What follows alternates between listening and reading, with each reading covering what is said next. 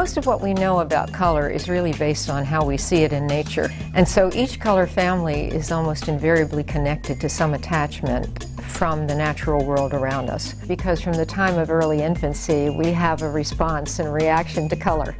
And when we get a little bit older and we're handed our first box of crayons, invariably we reach for the most colorful crayons and we start to scribble. Color is very important in a home because it does evoke moods. For example, blue. Blue is a color that is always associated with the color of the sky. It is a color we know we can depend on because it's very steadfast. It's constant. It's there for us. Even if it's covered by clouds, we know that ultimately the clouds are going to open up and we're going to see a beautiful blue sky. So there's a sense of reassurance, a sense of serenity in knowing that the blue sky is there and that we can always depend on it.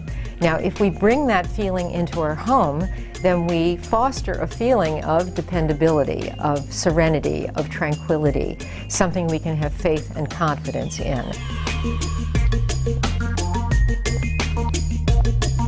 The classic color wheel has been used for years as a starting point for doing color combinations. And I find that the two most notable areas to work with are one, which is called complementary. Now, what does that mean? That means that green is opposite to red on the color wheel. Think of all the variations of the green family and the red family. Think of a wonderful deep pine tree green that is highlighted by a lovely rosy, romantic, pinky tone, a rose tone. Put those two colors together and you have a lovely juxtaposition of color that will always work together. But you don't necessarily have to think in terms of the brightest variations of those colors. Think in terms of apricot and plum. That's a beautiful color combination, which are opposite on the color wheel. Conversely, another area of the color wheel that we might think of are what we call analogous colors or neighboring colors. Colors that are right next door to each other.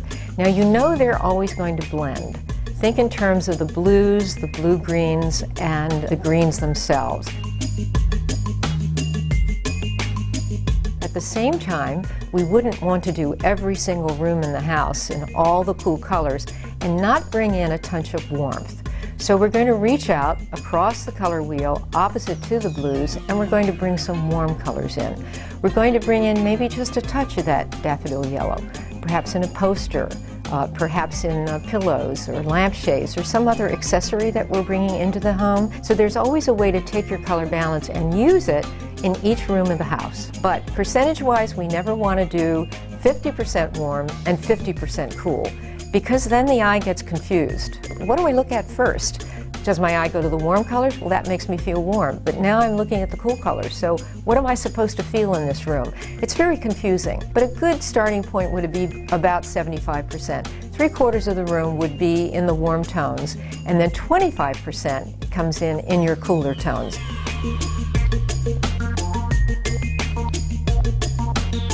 Neutral colors are often a choice that people make in their home because if they're concerned about making too much of a color statement, then sometimes they will go to the practical aspect of using beiges and grays and taupes, and that's fine. I don't think there's anything wrong with that. At the same time, we run the risk of making a house very unmemorable.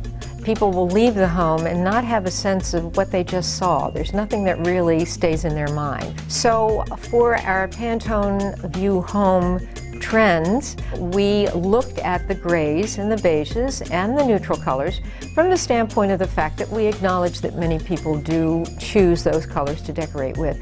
But what can we do to liven those colors up, to bring them to life? One of the colors that we firmly suggest as a trend color is in the purple family, because purples, particularly in your plums, your aubergines, your deep purples, are absolutely fabulous when you use them with colors like your grays and your taupes.